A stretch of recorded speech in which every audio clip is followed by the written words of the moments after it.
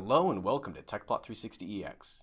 This is the first video in the Finite Element Analysis series. This video will demonstrate techniques for visually determining the locations of high stress in the FEA calculation by using value blanking and color cutoff to display the von Mises stress along the surface.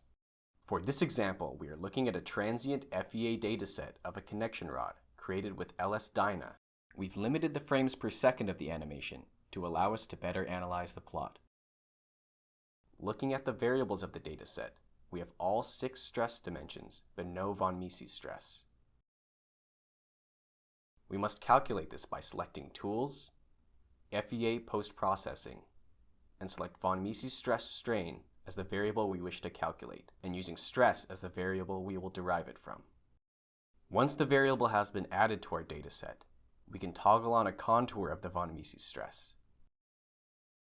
At this point, we can somewhat see the regions of high stress.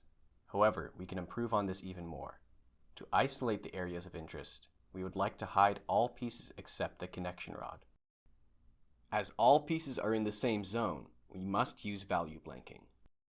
Select von Mises as the blanking variable, and blank when equal to 0. As the engineer for this project, we are only truly interested in the cells if they go above a critical failure threshold. This can be seen in the current plot, but we can make this even more obvious by going into the contour details and applying a color cutoff for the contour. Select a cutoff below 800, which is our critical failure threshold. Using translucency can also help give us a more complete view of the part. We can further improve the visualization by selecting Frame, 3D Multiframes to automatically create a set of frames at different orientation views.